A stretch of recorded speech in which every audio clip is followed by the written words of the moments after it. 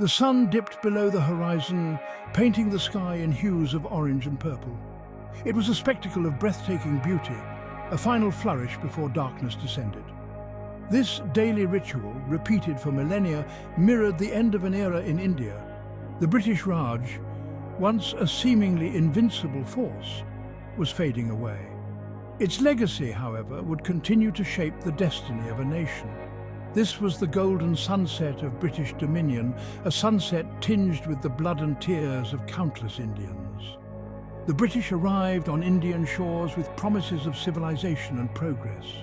They claimed to be on a mission to uplift India from the depths of backwardness.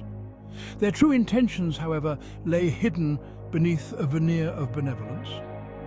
India, with its vast resources and ancient civilization, was a prize too tempting to resist. The British East India Company, a ruthless corporation driven by greed, set its sights on exploiting the riches of this land. The East India Company, with its private army, began its conquest of India. They exploited local rivalries, manipulating rulers and kingdoms to turn against each other. The company's ambition knew no bounds. It sought not just trade, but total control. India, once a land of vibrant kingdoms and a flourishing economy, was slowly being bled dry. Its resources, from spices and textiles to precious metals and gems, were siphoned off to fuel the British Empire's insatiable appetite. The British built railroads and administrative systems, but these were tools of control, designed to facilitate the extraction of wealth. Education was introduced, but it was tailored to create a class of Indians who would serve the Raj. This was a calculated strategy to maintain their grip on power. The British sought to remake India in their own image, erasing its rich tapestry of cultures and traditions. The exploitation of India's resources was accompanied by a systematic dismantling of its traditional industries. Indian weavers, renowned for their exquisite craftsmanship, were driven out of business by cheap machine-made British textiles. Farmers were forced to grow cash crops like indigo and opium, leaving them vulnerable to famine and starvation.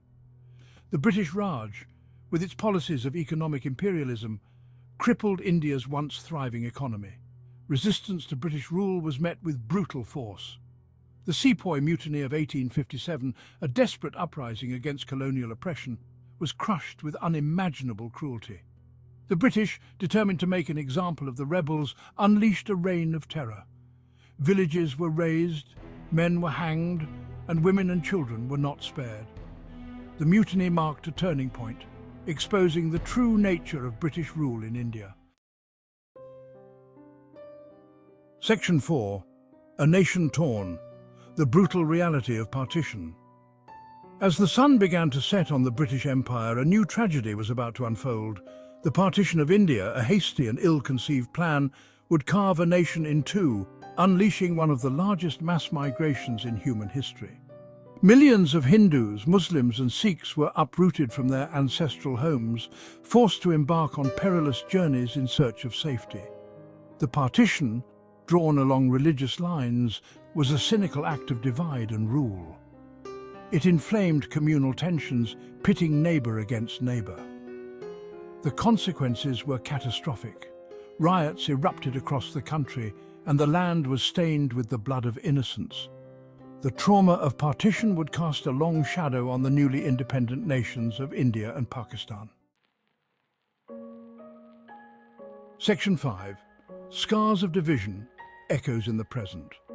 The legacy of British colonialism continues to haunt the Indian subcontinent.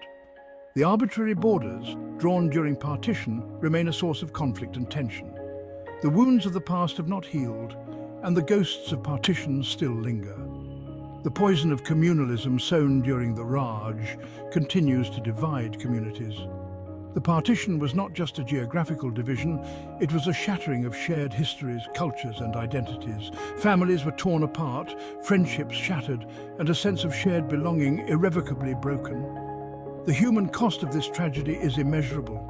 It is a stark reminder of the enduring impact of colonialism and the urgent need for healing and reconciliation. Section 6. Towards Healing and Unity. The golden sunset of British rule may have faded into history, but its legacy continues to shape the present. It is a legacy that demands acknowledgement, reflection, and a collective effort to build a better future. India, with its indomitable spirit, has emerged from the ashes of colonialism. It is a nation on the rise, a beacon of democracy and diversity in a world often riven by division.